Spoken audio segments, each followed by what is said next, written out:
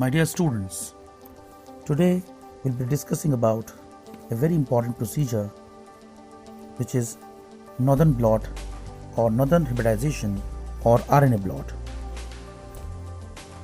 It is a very special procedure which is used in molecular biology research for gene expression studies by detecting RNA or isolated mRNA in a sample of tissue homogenate or cells. This technique was developed by James Alvin and co-workers in 1977 at Stanford University. These findings were published in Proceedings of National Academy of Sciences, USA in the volume 74, issue 12. This procedure is carried out broadly in two steps. The first is electrophoresis, which is required to separate RNA sample based on size, whereas the second step is hybridization of the target sequence with a probe, and this probe is complementary to the sequence of interest. Basically, this technique works on the principle of capillary transfer of RNA from electrophoretic gel to the blotting membrane. As I just told you that the procedure is carried out in two broad steps, that is electrophoresis and hybridization. So let's discuss how the electrophoresis is useful in Northern blotting. Electrophoresis is either carried out using polyacrylamide gels or agarose gels. Polyacrylamide gels are generally used for polypeptide separation or identification or protein identification. However, polyacrylamide gels with urea can also be used for fragmented RNA or microRNAs detection. But in case of RNA, agarose gel is preferred, and these gels are basically prepared in 0.7 to 2% in concentration. Agarose is a polysaccharide which is extracted from certain seaweeds. Agarose is prepared by purifying agar-agar, and this agar-agar is obtained from gelidium. These agarose gels, which are used to separate out the RNA, contain formaldehyde as a denaturing agent.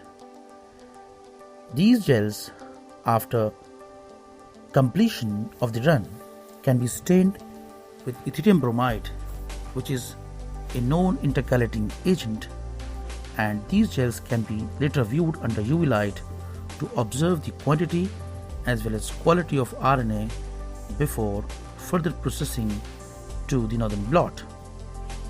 In this case, RNA ladder can be run alongside the samples to observe the size of fragments obtained during the run. The second step is the hybridization, and this hybridization is done by the use of probes. For Northern blotting, probes are composed of either DNA, RNA, or oligonucleotides with a minimum of 25 complementary bases to the target sequence. These probes can be labeled either with a radioactive isotope like P32 or with chemiluminescence, wherein horseradish peroxidase or alkaline phosphatase break down chemiluminescent substrates into a detectable emission of light.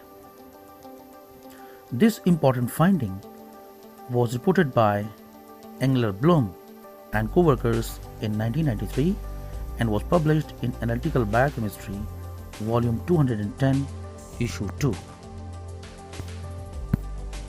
Labeling can be done in two ways.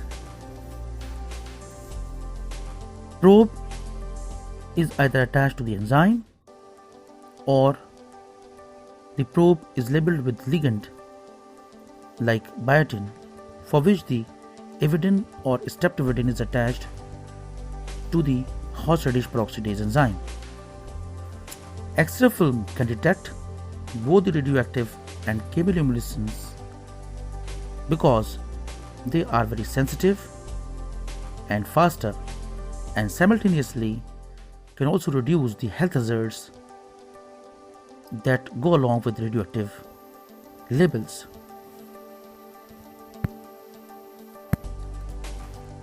Now let us discuss the procedure of Northern Blotting. The procedure of Northern Blotting includes or is categorized into or is divided into 6 important steps. The first step is the extraction of RNA, and this extraction of RNA is carried out from the homogenized tissue sample or the cells.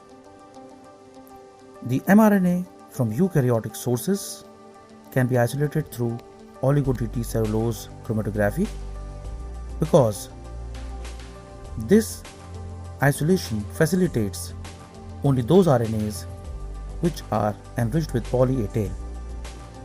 Second step includes the separation of RNA by gel electrophoresis. As I told you that in this case the agarose gel electrophoresis is carried out in the range of 0.7 to 2%. Now these gels are very fragile and the probes cannot enter the matrix.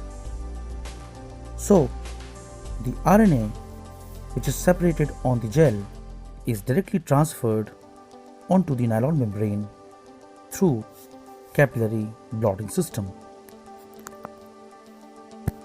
Nylon membrane has positive charge and can prove to be most effective for the use in Northern blotting since the negatively charged nucleic acids may have very high affinity for them.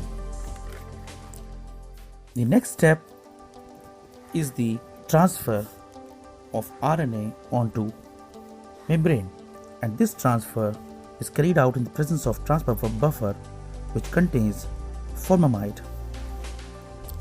This formamide lowers the annealing temperature of the probe RNA interaction and eliminates the need for high temperature that may ultimately cause the RNA degradation. Once the RNA is transferred, it has to be immobilized, and this immobilization is carried out through covalent linkage to the membrane by UV light or heat treatment. After a probe has been labeled, it is hybridized to the RNA on the nylon membrane. The membrane is thoroughly washed to ensure that the probe has bound specifically and to prevent unnecessary background signals which may arise during the course of processing. The last step is that the hybrid signals are detected or can be detected by X-ray film and later on can be quantified by densitometry. These days, several densitometric softwares are available which can directly give you an idea about the quantitative as well as qualitative differences in the RNA bands. To create the control of comparison in Northern blotting, samples not displaying the gene product of interest can be used after determination by RT-PCR.